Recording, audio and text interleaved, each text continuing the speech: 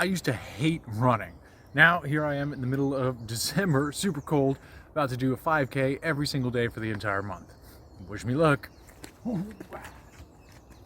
But seriously, I never ran before. In fact, I called my parents and my old university roommate to confirm my old running habits. Pops, Mom, did I ever used to run as a kid growing up?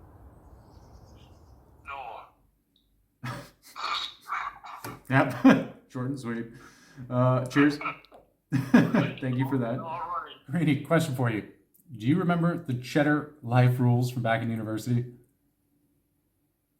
Oh man, yes I do. It's a long time ago. First one that comes to mind is cheddar don't run. Yes.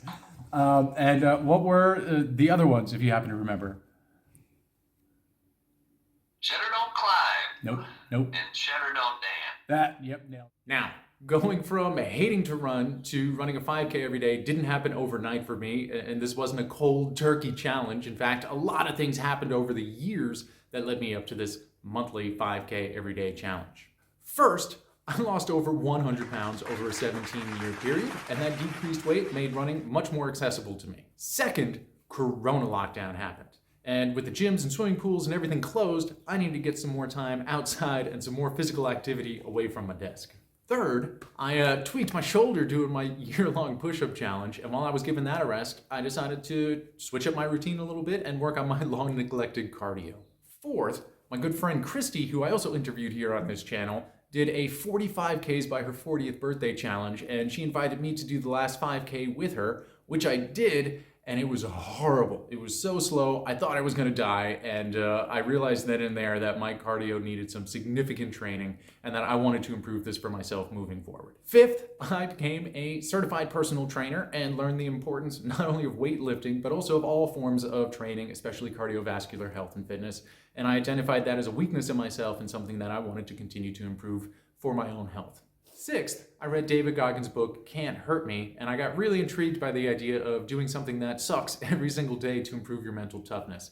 And I figured a running challenge would be the perfect challenge for me. And seventh, I eased my way into this challenge. As opposed to my push-up challenge where I kind of just hit the ground and started doing push-ups, this time I worked my way up to being able to do 5K, and then I worked up my endurance and strength. For example, in October 2020, I did 2 5Ks a week, and in November 2020, I did 3 5Ks a week, all in preparation for December 2020, the last month of a really kind of a sucky year. I decided, you know what, I'm gonna really challenge myself and go for 5K every single day. Something I've never done before, really challenging, cold, but I did it. My goals for this challenge were not weight loss. In fact, the only things I cared about were, 1, could I physically do it, run 5K every single day? 2, was I mentally tough enough to get up and out even on the days when I didn't want to? And 3, I did have a time goal. In fact, in the past when I was running 5Ks, it usually took me about 30 minutes, give or take, to finish the 5K, and I thought it would be really fun to get that number below 25 minutes. And if you guys are liking this video so far, I'd really appreciate it if you hit the like button. It nourishes the YouTube algorithm and helps my videos spread to more and more people. Let's start with the time results. One thing I did during this challenge was I kept very detailed notes using my Garmin watch and this calendar I made for myself. And you'll see here I gave myself little feet stickers as a reward every time I did my challenge. And the first day I had a time of 29 minutes and 51 seconds, which is par for the course for what I was able to do back then. No issues whatsoever. By the 7th of December, I was at 25 minutes and 49 seconds, which was a new record for me. And at that point, I thought this challenge was going to be a cakewalk. I thought I was going to knock it out of the water. And for the rest of that week, I maintained really good times, all in the 26 minutes or so. However, by the 14th and the start of the 3rd week of this challenge, my body was exhausted and started to break down. And in fact, my times were up over the 30 minutes again, and I hit a worst of 31 minutes and 19 seconds, which was worse than day 1. That trend continued into the 4th week and through the holidays. And then in the very last week, the last 4 days of the month, my time started to improve again. I was down to 27 minutes, 28 minutes, another 28 minutes on the 30th of December. And then on the very, very, very last day of the month, I said, you know what, I'm just gonna give it my all, run as hard as I can for as long as I can and see what time I get. And here's a video of me after that run. All right, it's the 31st of December 2020. I just finished my very, very last run, and as you can see, I hit my 5K in 23 minutes and 20 seconds, and I'm super stoked.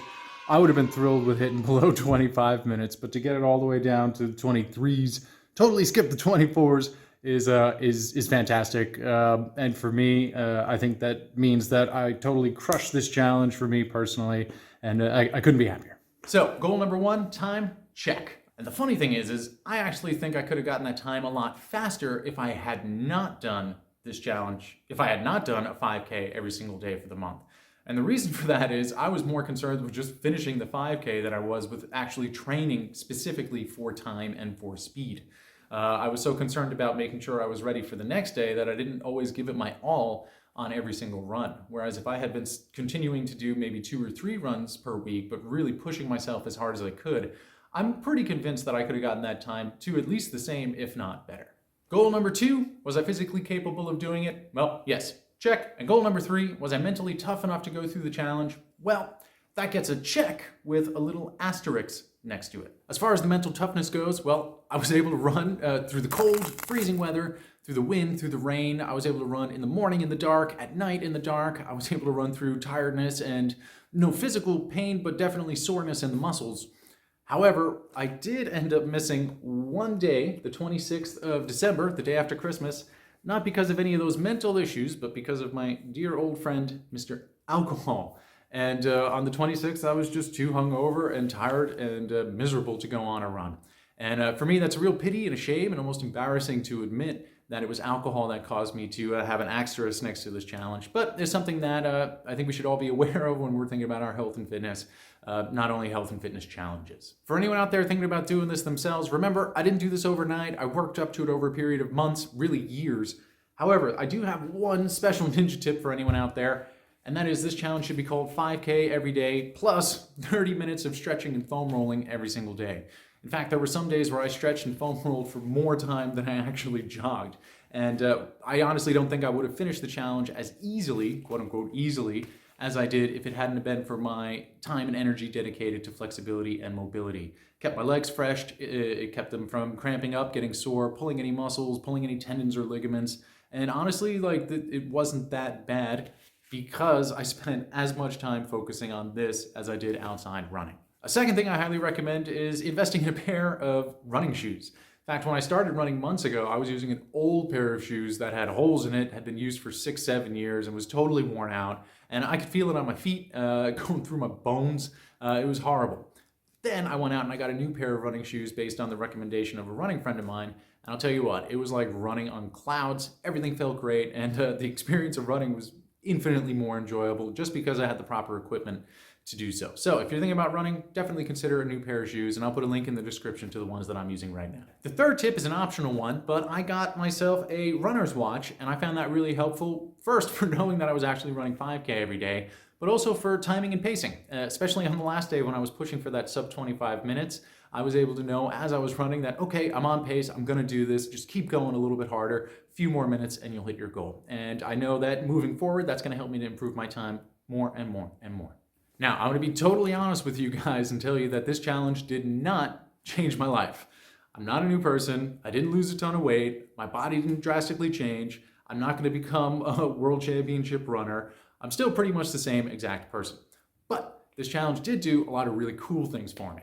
First, I improved my 5K running time, which for me is really cool. Second, I got a chance to spend a lot of time outside in nature and exploring new parts of the city that I'd never seen before because I've been so cooped up in here in front of my desk all day long. Third, I got a chance to do this with my girlfriend as well, and we got a chance to spend some quality time together, which shows that these challenges don't have to be individual, they can also be social as well. And I also proved to myself that, hey, I can go out and do a 5K every single day if I want to, and that I am capable of doing more and more challenging physical challenges in the future, which I think is really encouraging and great to know so that 2021 can be even more progressive and better than 2020 was. The challenge also reinforced the idea for me that consistent daily effort is extremely powerful in your health and fitness goals and really in anything you want to do in life. And that's a lesson I'm going to be carrying over into 2021, especially as I start to put more effort and energy into my nutrition as I do into all of these physical challenges that I've been doing for the last year and a half here on YouTube. I'll put links to some of those challenges here left and right of me so you can check them out as well. And I wish you guys all the best in 2021 and beyond as you continue to become the people that you wish to be.